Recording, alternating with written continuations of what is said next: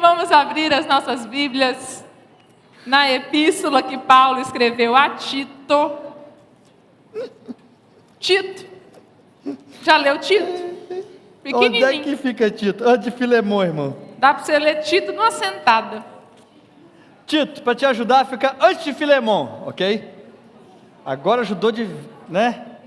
Ajudou bem agora, né? Lá no finalzinho da Bíblia, quase chegando em Apocalipse. A galera aí da digital fica mais fácil, né? Acha Tito rapidinho, mas vai para a Bíblia de papel. Vai procurar Tito na Bíblia de papel. É fácil não. Nós ainda vamos preparar uma mensagem em Sofonias. Oxi. Aí eu quero ver o pessoal. Encontrar Sofonias. Sofonias. Tito, capítulo de número 2, versículos 11, 12, 13, 14 e 15. Tito 2, do versículo 11 ao versículo 15. Diz assim: porque a graça de Deus se manifestou salvadora a todos os homens. Ela nos ensina a renunciar à impiedade e às paixões mundanas e a viver de maneira sensata, justa e piedosa nessa era presente, enquanto nós aguardamos a bendita esperança, a gloriosa manifestação de nosso grande Deus e Salvador Jesus Cristo.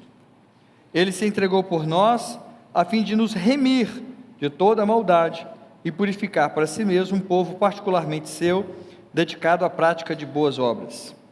É isso que vocês devem ensinar, exortando-os e repreendendo-os com toda a autoridade. Ninguém o despreze. Vamos orar mais uma vez. Pai amado, obrigado, Jesus. Obrigado por esse templo, por essa palavra. Deus amado, que ela tenha encontro diretamente no nosso coração e que ela traga transformação para a nossa vida. Em nome de Jesus. Amém. Diz que numa floresta longínqua, de ar tropical, tinha um buraco onde vivia uma comunidade de rãs.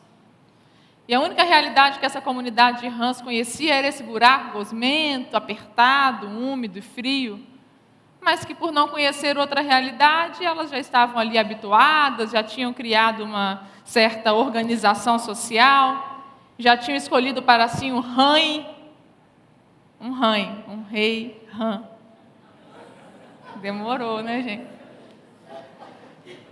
Já tinham escolhido um governante, já estava tudo mais ou menos organizado socialmente, elas já estavam habituadas ali a cuidar do seu buraco, tudo normalmente numa boa, até que um belo dia, quando eles menos esperavam, no meio daquele brejo subterrâneo, um rouxinol apareceu.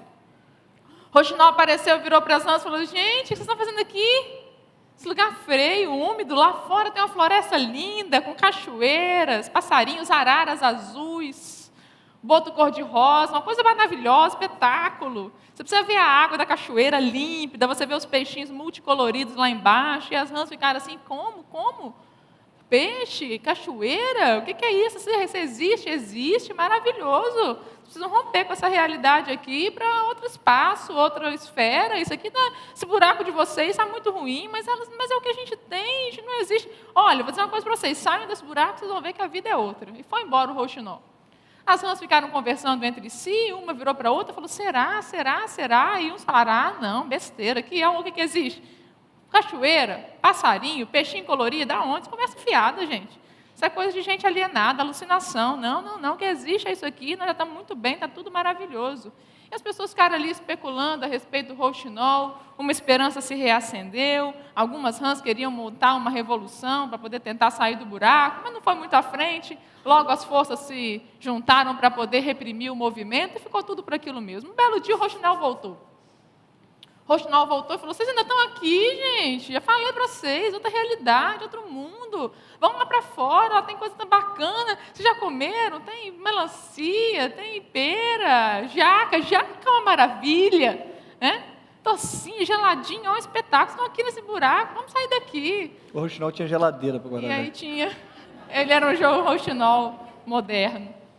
E aí algumas rãs que não estavam gostando desse negócio de ficar alimentando na ranzaiada uma esperança, pegaram o rouxinol, mataram o rouxinol e empalharam o rouxinol e disseram para as outras rãs: isso é o que nós vamos fazer com todo mundo que falar em alguma coisa de outra realidade para além dessa daqui. E aquela ação do grupo conservador, que não queria nenhum tipo de mudança para além daquele mundo, de empalhar o rouxinol, matar o rouxinol e deixar o rouxinol empalhado para servir de modelo para qualquer um que ousasse questionar ou levantar a hipótese de que existia um mundo além daquele, acabou gerando um outro efeito. Porque uma galera começou a falar, não, esse rouxinol aí, esse cara é o cara. Ele é o Messias. Vamos nos reunir para poder adorar o rouxinol. E aí eles criaram a comunidade do rouxinol dos últimos dias. E aí se reuniam semanalmente na comunidade do rouxinol para lhe cantar louvores, especialmente louvores que falavam dessa esperança que o rouxinol tinha pregado para eles. Então eles cantavam, da linda pátria estou bem longe. E aí falavam, mas um dia o rouxinol voltará. Um dia o rouxinol voltará para poder nos levar para essa pátria onde os passarinhos, belas flores, cantam sem parar. Essa história parece familiar para você?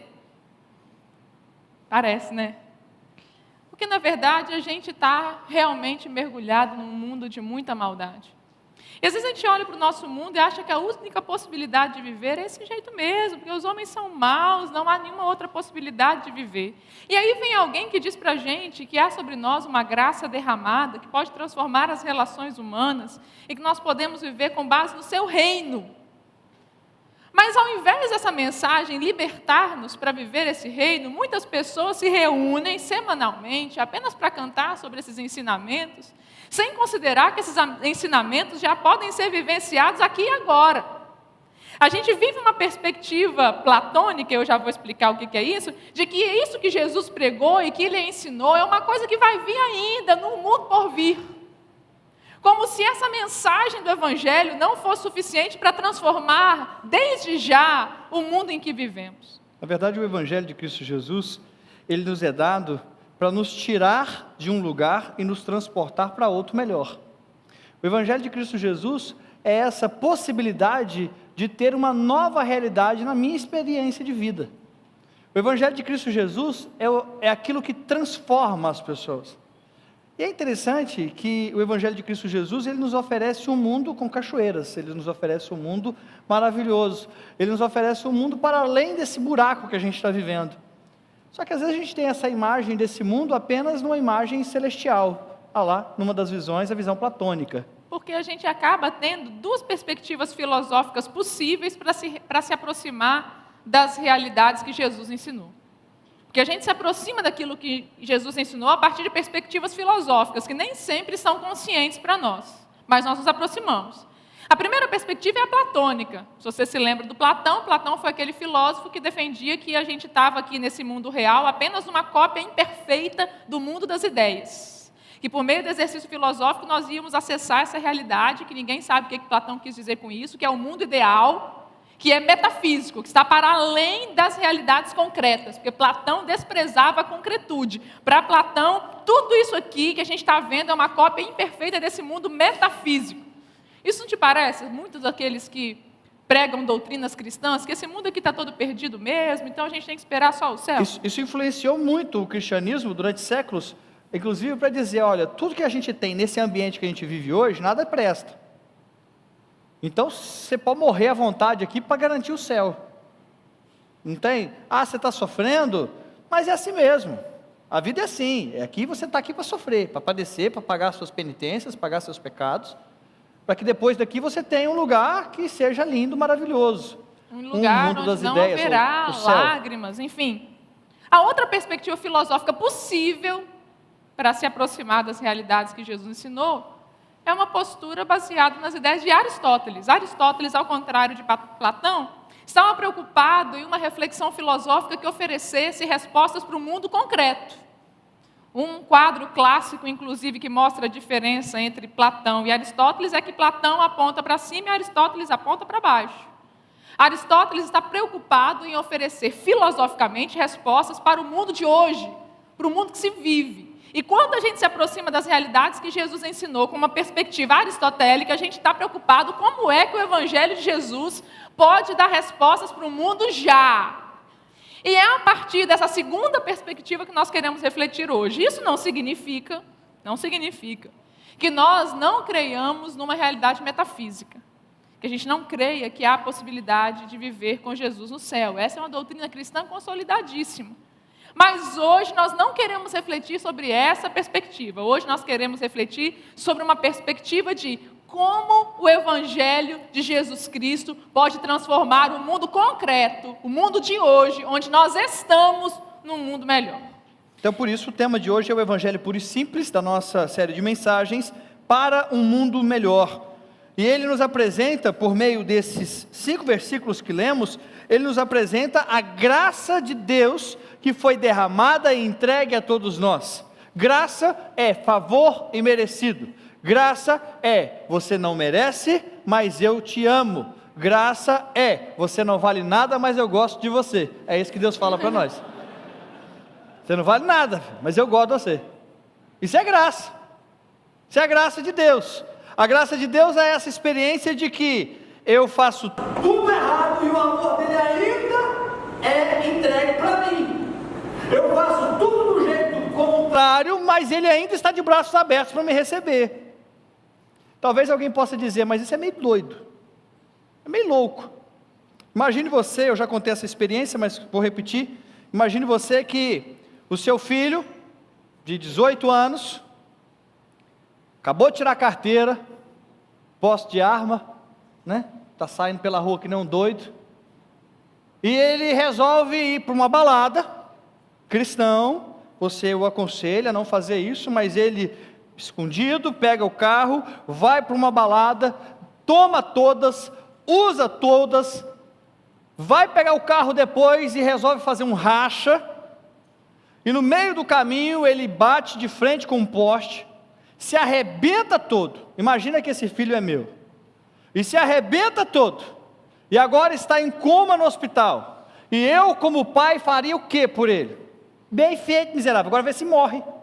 Não, como pai o que eu faria?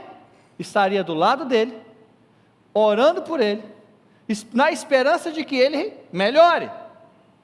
E aí esse abençoado melhora, ele melhora, e eu digo assim, ó meu filho, te amo tanto, cara, você me deu um susto danado, faz isso mais não. Poxa, olha, tomara que você tenha aprendido a lição. Não, pai, aprendi, você me perdoa, a gente chora junto, aleluia, glória a Deus, mudou de vida, transformou. 6 meses depois, com fisioterapia, com tudo, ele já está andando e já está dirigindo de novo. E aí depois de toda aquela experiência, ele vira e fala assim, ô pai, eu vou pegar o carro, eu vou para uma balada, vou tomar todas, vou usar todas e depois eu vou fazer um racha. O que você acha? Eu como pai vou dizer o quê? Faz isso não, meu filho, faz isso não, você vai se arrebentar todo de novo. Mas ele decide fazer. Eu como pai faço o quê? Então a partir de hoje você não é mais meu filho, de maneira alguma. E se ele bater o carro de novo e for para o hospital de novo, o que você acha que eu vou fazer como pai? Vou estar lá de novo no hospital junto com ele, e mais uma vez vou oferecer graça para ele, e mais uma vez vou dar uma chance para ele, meu filho, pelo amor de Deus, a segunda tentativa agora, vamos de novo, nós vamos andar junto, vamos crescer junto, e olha meu filho, eu vou tentar te ajudar no máximo que você puder aqui, e se ele na terceira vez quiser fazer, esse menino é burro, hein, pelo amor de Deus, de menino é difícil, mas se na terceira vez ele insistir em fazer a mesma coisa, eu como pai, não, agora eu deserdo, não, ainda assim vou dizer, é meu filho, eu amo meu filho, eu não quero isso para o meu filho, mas o amor que eu tenho, está sempre depositado na vida do meu filho, isso é graça. Se a gente que é mal, é capaz de fazer isso, imagine Deus que é perfeito. Mas é interessante o fato de que o apóstolo Paulo fala aqui para Tito, que a graça de Deus se manifestou salvadora a todos os homens. Isso é uma boa notícia que transforma o mundo para melhor, porque a gente aprende com a graça de Deus o critério da inclusão. A graça de Deus não estabelece critérios para ser derramada sobre ninguém. A graça de Deus é derramada sobre todas as pessoas. Isso é muito bacana se você pensar em termos metafísicos, mas é mais bacana ainda se você pensar em termos concretos. É mais bacana ainda porque você passa a ter um paradigma, um referencial para as suas próprias ações. Porque quando eu passo a compreender que a graça de Deus foi derramada sobre todas as pessoas, eu começo a olhar para todas as pessoas como alvo da mesma graça que está sobre mim. Isso me impacta impacta para dois movimentos. Primeiro, para não me julgar acima de ninguém, visto que a graça que repousa sobre mim é a mesma graça. E também não me colocar abaixo de ninguém, porque a graça que está sobre o outro é a mesma que está sobre mim. Se a gente compreendesse a realidade da graça, primeiro a gente não precisaria ser arrogante, petulante e prepotente. E você acha que o mundo seria melhor se as pessoas fossem menos arrogantes, petulantes e prepotentes? Com certeza. Primeira coisa, a gente não precisaria ser nada disso. Porque a gente ia compreender que por mais que o outro tenha diferenças em relação a mim, ele é alvo da mesma graça. E se ele tem erros, se ele tem falhas, eu também tenho. E a mesma graça que foi derramada sobre mim, com as minhas falhas, foi derramada sobre ele também. A graça é inclusiva. A graça também inclusiva poderia nos livrar da tentação da inveja. Da tentação de olhar para a vida do outro e achar que a vida do outro é melhor. Porque a graça está derramada sobre a minha e sobre a sua vida. Esse nosso desejo enorme de inclusão, de sermos aceitos, amados e respeitados, encontra sua resposta nessa graça de Deus que foi derramada sobre todas as pessoas. Ô gente, e vamos combinar que isso é o que a gente mais deseja, a gente passa a vida procurando isso. A gente desde pequeno, a gente faz uma gracinha para pai e mãe falarem que é lindo. E a gente descobre cedo que volta e meia a gente faz umas gracinhas, eles falam, menino, larga de ser besta, bobeira, vê se cresce. E a gente vai para a escola, querendo agradar os coleguinhas, faz um corte legal, bota um tupete os meninos, né? As meninas passam a maquiagem para chegar lá chegando, causando uma boa impressão. Né? E a gente descobre que a gente chega lá e a galera começa a fazer bullying, cabelo de fogo. Você é crente que está abafando com seu cabelo ruivo, chega lá e seu cabelo ruivo é motivo de chacota. A gente cresce mais. A gente às vezes quer expressar até algumas coisas interessantes, sentimentos de solidariedade, por exemplo. Mas vai ter sempre alguém para falar bem assim, solidariedade nada, você é muito seletiva na sua solidariedade, viu? Por que você é solidário com uns e não é solidário com outros? Por que você sente a morte de um e não sente a morte do outro? Você é muito incoerente, sou mesmo, e graças a Deus pela graça que foi derramada sobre mim. Apesar da minha incoerência, ou você também não é incoerente? Ou você também não tem posturas incoerentes muitas vezes na sua vida? Ou você também tem hora que fala uma coisa e faz outra? Graças a Deus que a graça que está derramada sobre mim está sobre você. E a graça que está sobre você está sobre mim. E isso poderia fazer do nosso mundo um mundo melhor, porque a gente começaria a olhar para o outro, nem de cima para baixo, nem de baixo para cima. Porque se tem uma coisa que atrapalha as nossas relações sociais, sejam elas familiares, de amizade, de trabalho, de igreja, é a gente se colocar desnivelado, ou acima ou abaixo. Só que tem um problema na religiosidade brasileira, onde as pessoas às vezes se tornam cristãs e ficam piores.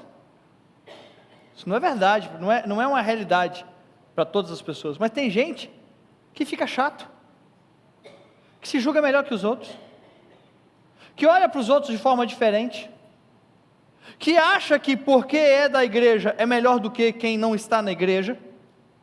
Meu irmão, minha irmã, você que está na igreja e quem está fora da igreja é alvo da mesma graça, e Deus inclui da mesma forma.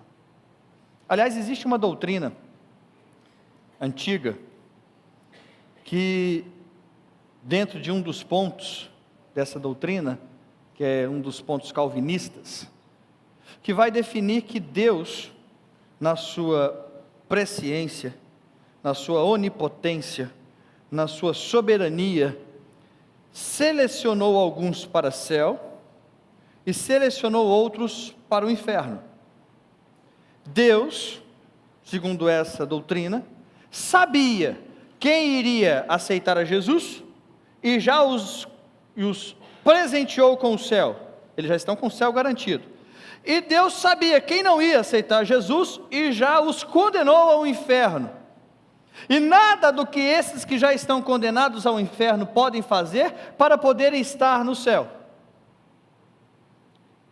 Essa doutrina seleciona inclusive e coloca a graça de Deus como uma graça que não inclui a todos, mas que seleciona pessoas.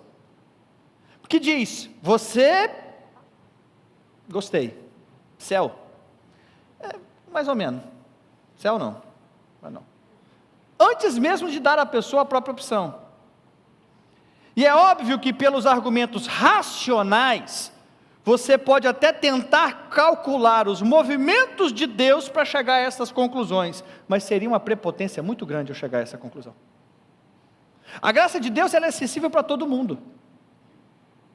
A graça de Deus ela é acessível para todas as pessoas, e dentro dessa doutrina vai dizer que o sangue de Jesus é poderoso para salvar o mundo inteiro. Olha o que a doutrina diz, mas é eficiente para salvar apenas os eleitos. Nós não cremos assim. Nós cremos que o sangue de Jesus é poderoso para salvar a todas as pessoas e é eficiente para salvar a todos os que quiserem, os que desejarem. Nós acreditamos numa graça que inclui, que não obriga. Você foi condenado para o céu. Condenado não, né? Você foi eleito para o céu. Então, pronto, você está eleito. E você está excluído. Não, nós não cremos numa graça que exclui. Nós cremos numa graça que inclui. Onde a salvação não é um projeto onde Deus define, mas eu participo desse processo. Eu escolho participar desse processo. Eu tenho liberdade para participar desse processo de salvação. Nós cremos numa graça inclusiva. E por crermos numa graça inclusiva, nós não podemos ser uma igreja que exclui. Nós não podemos ser uma igreja exclusiva, excludente. Nós não podemos ser uma igreja voltada apenas para um público. E existe um movimento de igrejas que é interessante num determinado momento, onde a igreja é projetada apenas para um estilo e um padrão de gente. Uma igreja voltada apenas para idoso, ou então voltada apenas para jovem, ou então voltada apenas para casado, e exclui todo o resto. Igreja é esse mundaréu de gente, de tudo quanto é jeito, de tudo quanto é idade, de tudo quanto é cultura, de tudo quanto é formação, e que anda junto, que vive junto. Isso é igreja. Nós não acreditamos numa graça que exclui, nós acreditamos numa graça que inclui, e porque ela nos inclui, nós também devemos incluir. Exatamente porque ela nos inclui, que nós também devemos incluir. E continua o texto, no versículo seguinte, o versículo de número 12, vai dizer, ela nos ensina, a graça, nos ensina a renunciar à impiedade. Olha o que ela nos ensina, renunciar à impiedade e às paixões mundanas, e a viver de maneira, presta atenção agora, a viver de maneira sensata, justa e piedosa, quando nesta era presente. Que essa graça nos transforma para responder a este mundo. E por que essa graça nos transforma? Porque nós precisamos de transformação. Se a gente não precisar de transformação, não precisava da graça transformar a gente. É meio óbvio, né? A graça nos transforma porque a gente é gente que precisa de ser transformado o tempo todo. Meu irmão, minha irmã, eu e você e ele, todos nós, somos pessoas que precisam permanentemente de transformação. Porque nós temos maldade na nossa bondade. Até quando a gente faz o bem, tem mal lá. Segundo as intenções. Tem incredulidade na nossa fé, ou você não? Tem incredulidade na nossa fé. Tem dia que eu estou crendo, tem dia que eu não estou crendo. Ou você não é assim, não, só eu que sou. Tem dia que eu estou crente que é uma maravilha. Ó, estou crendo em tudo. Tem dia que eu estou descrendo de tudo. Né?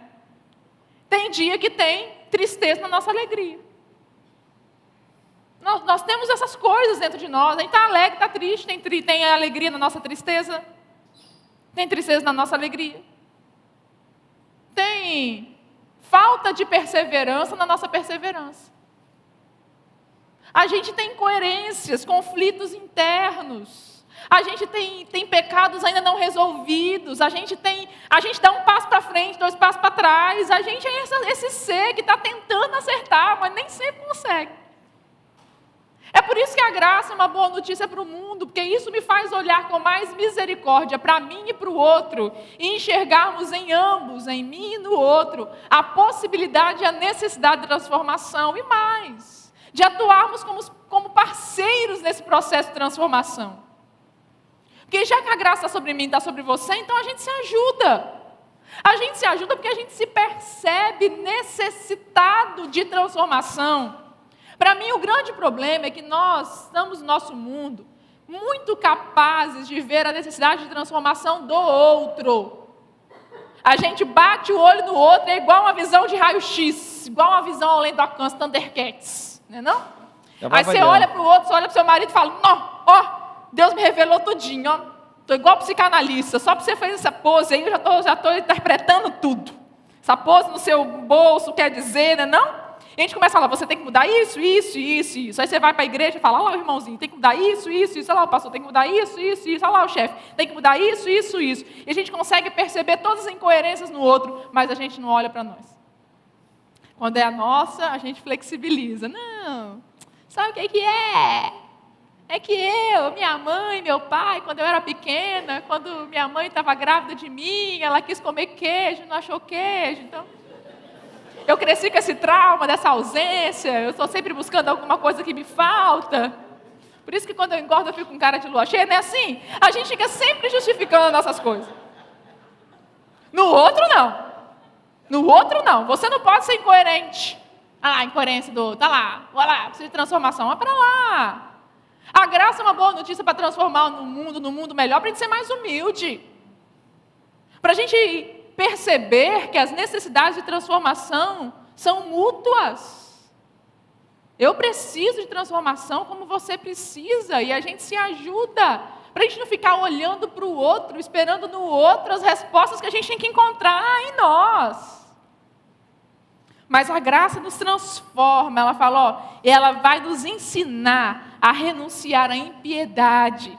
Renunciar, porque renúncia é todo dia, as paixões mundanas e viver de maneira sensata. Sensatez tem a ver com reflexão. Pessoa sensata é a pessoa que reflete, é menos reativa. Já viu gente reativa? Você fala, é papou. O sensato, ele não é papou. O sensato, ele para, ele pensa, ele ouve, ele pondera. De maneira justa, o que eu quero para mim, eu quero para o outro. Essa é a máxima do Evangelho, gente. Mas nós estamos lá na caverna das rãs, cantando que nós queremos o mundo por vir. A gente não bota em prática a máxima de Jesus, que é aquilo que você quer que façam com você, faça com o outro. A máxima de Jesus a gente não põe em prática. Viver de forma justa é dizer o seguinte, o que eu quero para mim, eu quero para você. Se eu quero ser tratado com respeito, eu te respeito. Se eu quero que me ouçam, eu te ouço. Se eu quero que as pessoas não me julguem, eu não te julgo. Se eu quero que as pessoas não falem mal de mim, eu não falo mal de você. A graça nos transforma para isso. O mundo ia ser melhor sim ou não, se a gente põe isso em prática. Mas a gente está lá dentro da caverna das rãs, cantando aleluias para o rouxinol, mas ninguém sai para viver isso. E fala que a gente vai viver de forma piedosa. Piedade tem a ver com a nossa relação com Deus. A graça transforma, a graça muda. Se você quiser ver o exemplo da graça, é só olhar para a gente. Como é que um homem como eu podia ter uma mulher como essa? Só graça de Deus. Que bonito. Só graça de Deus. A graça, ela transforma a gente. Mas também a graça gera em nós esperança. E o versículo 13 diz, enquanto aguardamos a bendita esperança, a gloriosa manifestação de nosso grande Deus e Salvador Jesus Cristo. A graça gera em nós esperança. E essa esperança de que, mesmo que tudo der errado aqui, ainda tem uma esperança a partir daqui. Nós vamos lutar para que tudo aqui seja melhor. Mas mesmo que a gente não consiga chegar a uma excelência no ambiente onde a gente está, a gente tem esperança para além daqui. Uma esperança sensacional e que nos faz morrer por isso, acreditando nisso. Esperança é algo que eu amo. Essa palavra é algo que eu gosto dessa palavra. Eu gosto quando ela é usada em expressões. Esperança me faz remeter a alguns exemplos de vida. Como, por exemplo, o tempo em que nós estávamos para nos casar. Eu me casei, hoje eu tenho... Que dia que é hoje, gente? 18. Hoje eu faço 18 anos, 2 meses e 18 dias de casado. Graças a Deus. 18 anos, 2 meses e 18 dias de casado. Quando a gente foi se casar, eu quero deixar claro que nessa época eu já trabalhava, já era alto funcionário da Caixa Econômica Federal. Eu já era alto funcionário, trabalhava no 2º andar como office boy, né? já era funcionário da Caixa. E quando a gente foi se casar, a gente se deparou com uma experiência muito inusitada. A gente foi para o cartório de registro, chegamos lá, a gente quase não queria casar, o prazo normalmente é 30 dias, a gente chegou com 60 dias antes, para poder fazer o processo para o casamento, que ia ser dia 1º de janeiro de 2000, e quando a gente chegou lá, o rapaz falou, não, demorando muito ainda, espera mais um pouco. Eu falei, não, começa aí, faz aí, então me dá os documentos aí. A gente sentou, ele pegou a máquina de datilografia, Os mais jovens nunca saberão o que era isso, né? Que você digitava né? E começou a digitar ali, quando ele colocou, bateu o meu nome, 14 de maio de 1982, ele olhou para mim e falou assim: você tem quantos anos? Eu falei, 17 anos. Eu falei, você não pode casar não. O convite já estava na rua, a igreja já estava separada, estava tudo pronto. Você não pode casar não. Eu falei, como assim não pode casar? A história é essa? Não, você não pode casar não. Ela pode, você não pode. Pela legislação, a partir dos 16 anos... O Código Civil era o antigo, né? Código antigo. E aí o homem só poderia casar com a autorização dos pais com 18 anos, com 18 e a mulher com 16. Então ele mesmo com a autorização dos pais não podia casar. Mesmo com a autorização dos pais não era permitido o meu casamento. Resumo da balada: vocês vão ter que fazer uma audiência com o juiz, para que possa ser julgado a possibilidade do seu casamento. Lembra que nós estamos no Brasil e estava 60 dias no meu casamento. Naquela hora a gente chorou, as esperanças se foram. A gente não sabia o que fazer. E tinha uma razão para a gente casar tão rápido, que não é que eu estava grávida não, né? Aliás, a gravidez foi um problema outro, né, que a gente teve que ter, porque nós não engravidávamos. É porque a gente ia para o seminário, estava chegando o final do ano, a gente ia terminar o ensino médio, a gente ia para o seminário, a igreja ia nos enviar, e já estava tudo pronto, a gente já estava com casa alugada, lá onde ia ser o seminário, e ninguém tinha dito para a gente que a gente não podia casar com aquela idade, até porque na roça todo mundo casa muito cedo, e a gente estava numa cidade de interior. Então, de repente, a gente viu que aquele ano ia morrer, a gente não ia para seminário, a gente ia ficar sem saber o que fazer da vida, e o que nós vamos fazer agora?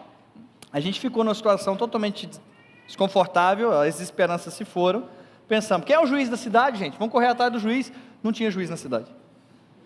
E promotor, também não tinha. Era aqueles que, numa cidade, o juiz toma conta de 5, 10 cidades. E onde tem o juiz mais perto? É Mutum. E promotor, Resplendor. Vamos nós. A família de Anelisa nos ajudou nisso. Lembro como se fosse hoje o nosso advogado, doutor Elcio. Nosso advogado, que já faleceu, falou pra gente: ai, gente, que bobeira, casa não, junta aí as coisas, fica tudo bem. Dá não, doutor, nós somos crentes. Vocês estão chorando à toa, gente. Junta, ninguém nem vai ficar sabendo se juntar. Junta aí, que todo mundo faz isso. Depois, quando vocês fizerem 18 anos, vocês vão lá em casa. Não, doutor, não dá, nós somos crentes, ele vai ser pastor. Ih, aí lascou. Daí a gente foi e conseguimos marcar uma audiência em tempo recorde. E aquilo, a esperança volta. A esperança volta. Aleluia, glória a Deus, vamos casar, oh Deus do céu. E aí a gente marcou a audiência com tempo recorde, o juiz de Mutum foi para Aimorés, o promotor de estava em Resplendor também foi para Aimorés, marcamos a audiência e vamos ali, e de repente a gente chega, quando o nosso advogado olha e vê quem é o promotor, que agora está na região, ele fala: Eliane, você tem certeza que você quer casar? Tenho. Por quê? Eu nunca ganhei uma causa com esse promotor. Não, ele é difícil, é jogo duro, nunca consigo nada, etc. A esperança fez o quê? Foi lá embaixo de novo. Aí fomos para a sala de audiência. Chegamos na sala de audiência. O juiz olhou para mim, quarentão, a dele. Quando a gente estava entrando, aliás, antes da gente entrar, quando a gente estava entrando, o fórum estava enfeitado de bola. E eu vejo o promotor com um chapéuzinho de aniversário. Virou bagunça esse negócio. Era aniversário surpresa que estavam fazendo para o promotor naquele dia. Lembrei das palavras do pastor: eu prometo amar, respeitar, cuidar dela todos os dias da minha vida, até que a morte nos separe. Aí falou: rapaz, está afiado, hein? Eu falei: sou crente. Perguntou o mesmo para ela e depois perguntou: vocês estão sendo obrigados a casar? Eu falei: não. Você está grávida? Eu falei: não. Você está casando por livre e espontânea vontade? Sim. Chama o promotor. Fala: ai, Jesus, o promotor lá vem. Chama o Ministério Público, nós temos que ouvir o Ministério Público. Ai, Jesus, lá vem o promotor. Envolvendo criança, adolescente, lá vem o promotor. Lá vem o promotor com um pratinho com bolo na mão. Aquelas línguas que sopram assim na boca. Chapeuzinho, não estou brincando, gente. Chapeuzinho de palhacinho de aniversário. Abre a porta, o juiz vira e fala: é o caso dos adolescentes que estão querendo casar. Ele: deixa os meninos casar. Deixa os meninos.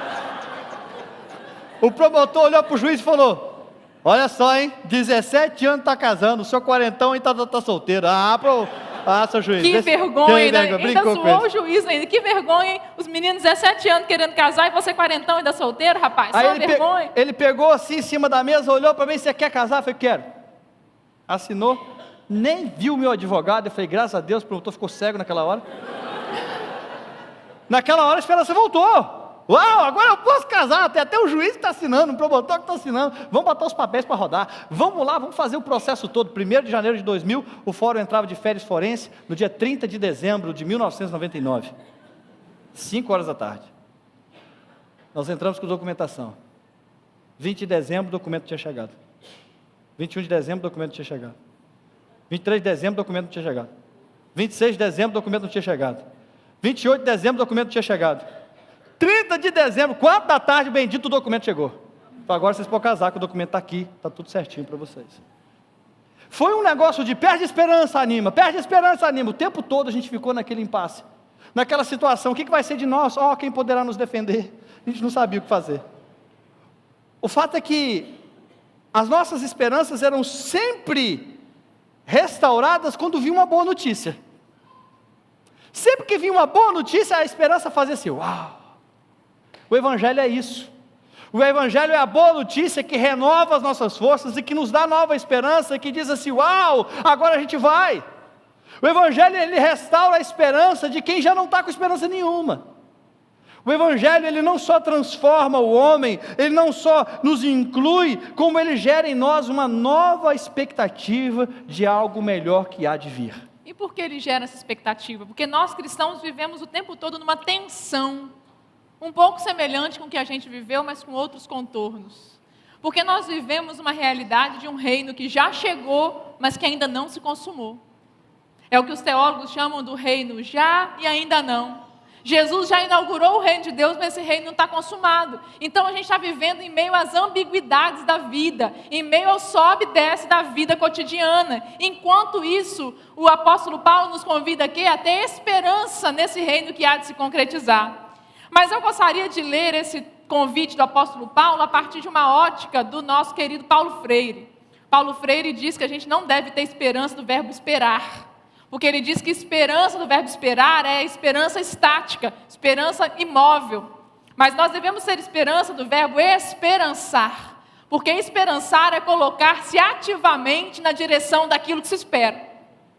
Para a gente casar, a gente teve que chamar advogado, vai Mutum, vai Resplendor. Nós estamos esperando, mas não estamos esperando lá em casa orando, Jesus, abençoa os documentos, não. Nós estamos esperando, pegando o carro, pegando estrada de chão para ir a Mutum, com o advogado falando negócio, vamos lá, vamos correr atrás, vamos, não vamos. Enquanto a gente espera, a gente também esperança, no sentido do verbo esperançar. E nós, enquanto cristãos nesse mundo, a gente fica esperando por uma pátria celestial, onde há de se concretizar o reino? Sim. Mas não é a esperança do verbo esperar. É a esperança do verbo esperançar. É a esperança do verbo trazer as realidades disso que nós esperamos para o futuro, para a glória, para já, para o reino concreto, no mundo aqui e agora.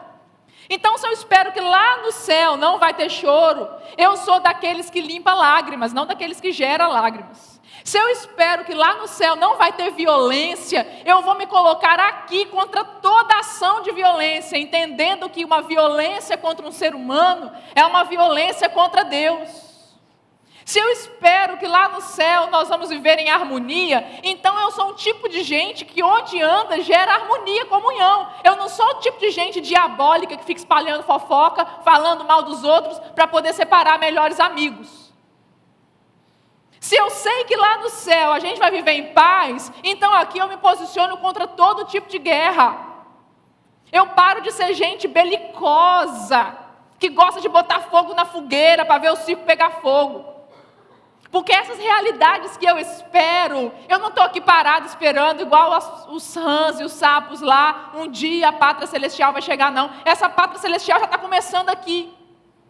Se eu sei que lá no céu não vai ter nenhum tipo de desigualdade, então aqui eu me coloco a favor das ações, das pessoas e dos movimentos que lutam por igualdade.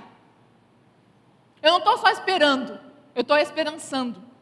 É diferente. Versículo 14 diz que ele se entregou por nós a fim de remir toda a maldade e purificar para si mesmo um povo particularmente seu, dedicado à prática de boas obras. Esse evangelho puro e simples é o evangelho que muda tudo, que muda o mundo por inteiro. E é interessante que a proposta do versículo 14 diz que ele se entregou por nós para nos remir, nos livrar de toda maldade, mas também para nos purificar, nos desinfetar. A ideia da purificação é essa, nos desinfetar, nos tornar puros. Não sei se você já teve a oportunidade de ir num lugar onde a água não é pura, e de repente você tem que beber aquela água que está ali, e se ela não passa por um processo de purificação, você não consegue nem engolir aquela água ali. Quando eu estive no sertão, no ano passado, a água é muito saloba, muito salgada, e há um dessalinizador que é usado pelas comunidades, e através dessa máquina, aquela água ruim se torna em água potável, água que eu posso beber com tranquilidade. O que Deus faz conosco, com o povo que é seu, é isso. Ele nos pega impuros, sujos, e passa-nos por um processo que nós chamamos de salvação e santificação, onde nós somos purificados. E nessa purificação, eu necessariamente tenho que estar melhor do que antes. Porque se eu passei por esse processo de purificação e estou igual ao que estava antes, então eu não passei por processo nenhum. Eu preciso ser melhor do que antes. Hoje o Eliender tem que ser o melhor homem do que o Eliender foi ontem.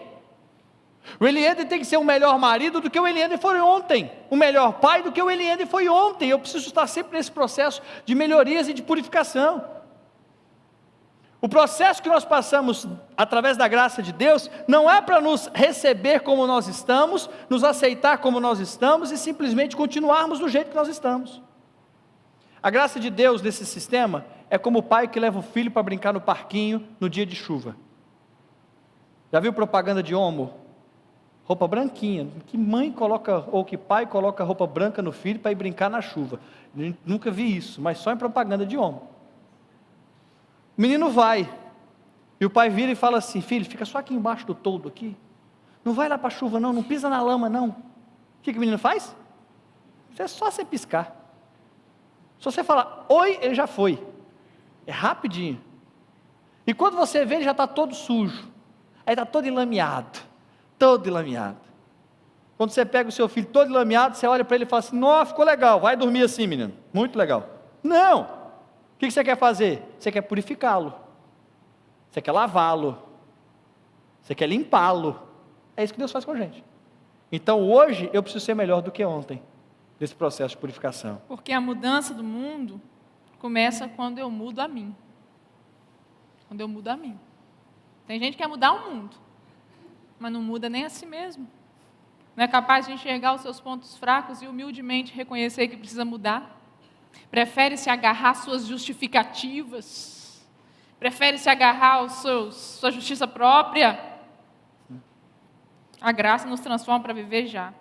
E por fim, a graça nos dá um sentido de valor. Veja o que diz o finalzinho do versículo 15: ninguém o despreze. Por que ninguém pode nos desprezar? Porque a gente é bonzão? Não, porque a graça está sobre nós. A graça nos dá um senso de valor. E quando a gente encontra-se a realidade da graça, encontra o nosso senso de valor na graça, a gente para de buscar o nosso senso de valor em tantas outras coisas. A gente para de buscar o nosso senso de valor nos nossos conhecimentos. A gente para de buscar o nosso senso de valor na nossa conta bancária. A gente para de buscar o nosso senso de valor em relacionamentos. Tem gente que passa a vida inteira buscando o seu valor em relacionamentos. No outro, ai meu Deus, fulano não gostou de mim, ciclano não gostou de mim, então não tenho valor. A gente para de buscar o nosso senso de valor na nossa profissão, que pode ser muito legal, mas e aí, se o mercado mudar? Quando a gente consegue compreender que a graça é derramada sobre todos nós, então a gente começa a perceber que nós temos valor. E quando a gente tem nossa consciência do nosso próprio valor, a gente não precisa retirar o valor do outro. Quando eu tenho consciência do meu valor, eu não preciso desqualificar o outro. Na verdade, esse sentimento, e eu tenho essa percepção de que todos aqueles que tentam desqualificar o outro, na verdade, não se sentem qualificados. Tenta usar essa imagem de que eu preciso diminuir o outro para que eu consiga subir um pouquinho, porque eu estou me sentindo muito embaixo. Todo mundo que fere é porque está ferido. Todo mundo que é infeliz quer fazer o outro infeliz. A gente brinca muito isso, a gente quer gente perto da gente que está feliz, que está bem. Quem está bem, é deixar a gente bem também. Isso não quer dizer que a gente não queira se preocupar com quem não está bem. Mas se você pode se cercar de pessoas assim, pensa. Mas o melhor, se você pode ser uma pessoa assim, melhor ainda. Você vai fazer bem em todos os seus relacionamentos. E é interessante a graça dizer, né? Paulo dizia aqui para ninguém nos desprezar. Paulo está dizendo para Tito, Tito, ensina essas coisas, ninguém te despreze. Não é que ninguém vai desprezá-lo. É que Paulo está preparando Tito para não permitir sentir-se desprezado pelo outro. Porque eu vou dizer uma coisa para você, as pessoas vão desprezar você e vão me desprezar. E sabe por que vão nos desprezar? Porque elas não têm o seu próprio senso de valor. Gente que chega para você para falar mal de outra pessoa não tem senso de valor. Não tem. Mesmo que ela queira meio que massagear o seu ego. Sabe como? Chega para falar assim, ai, pastor Elienda, ó, rapaz, você pregou muito bem, hein? Você nem precisava da Annelise do seu lado. Para que a Annelise lá? Está massageando o ego dele, mas para isso ele tem que me desqualificar. Isso faz bem para ele. Faz não, amor. Não, um exemplo. Isso faz bem para ele. Só que a gente esquece que, na verdade, essa pessoa que fala tem um senso de valor desconstruído. Porque ninguém que desqualifica se sente qualificado. Gente que fala mal de alguém para você, não gosta de você. Sabe por que não gosta de você? Porque não gosta nem de si mesmo. E quem não gosta de si mesmo não faz bem para ninguém. E quando é você que desqualifica o outro? Aí pior ainda. Porque quando a gente fala do outro, a gente diz muito mais a respeito de nós mesmos do que do outro. Quando eu ataco alguém, eu digo muito mais a meu respeito do que a respeito desse alguém. Eu falo muito mais o que me falta do que falta no outro. E a gente precisa pensar. Nosso senso de valor está na graça de Deus. Eu não preciso desqualificar ninguém. Agora, pior ainda, é quando eu me desqualifico. Quando eu me desqualifico, quando eu acho que eu não sou nada, e eu começo com esse sentimento de autocomiseração, então aí o meu senso de valor deteriorado está escancarado. E eu preciso me segurar na graça de Deus que me dá um valor. Já pensou como um mundo seria melhor se ao invés de simplesmente cantarmos o que Jesus fez, nós vivêssemos o que Ele ensinou? Se a gente saísse da nossa caverninha, conscientes de que a graça está derramada sobre todo, eu não preciso fazer mal sobre ninguém, porque o que está sobre mim está sobre o outro. Consciente do meu valor, consciente de que eu estou colocada por Deus, que eu estou convocada por Deus, convidada por Deus, para uma obra de transformar esse mundo melhor, trazendo os valores que são do seu reino, para já, para o aqui e para o agora. Já pensou como seriam as nossas relações, como seria o nosso casamento, nossa igreja, nossa comunidade, nosso Brasil, nosso mundo? Eu creio no Evangelho que traz uma boa notícia para começar aqui e agora. Aqui e agora. E se desdobrar um dia na eternidade. Mas eu me nego a abraçar um Evangelho totalmente ou única e exclusivamente platônico, de desprezo das realidades onde eu estou inserida, para ficar só numa alucinação do que virá. Isso não desqualifica de maneira nenhuma o fato de que nós cremos que exista o céu. Nós acreditamos nisso. Mas nós não podemos ficar apenas nessa visão. Temos que começar a nossa ação aqui também. Aliás, se a gente valorizasse mesmo o céu, a gente começava a viver os seus valores desde já. Aqui na terra. Desde já. Se a gente acreditasse mesmo. Eu acho assim, quem acredita mesmo no céu, Começa a viver sob a luz do céu desde agora. Que tipo de rã você é? Você é do tipo 1, que diante da mensagem do Rouxinol falou, isso é besteira. Alucinação, chama os psicossapos e vamos dar Rivotril para todo mundo. Está todo mundo alucinando, vamos todo mundo tomar sertralina e vamos resolver essa alucinação rapidinho. Você é do segundo grupo, que achou linda a mensagem do Rouxinol, que maravilha, vamos nos reunir semanalmente, vamos cantar. Da linda pátria estou bem longe.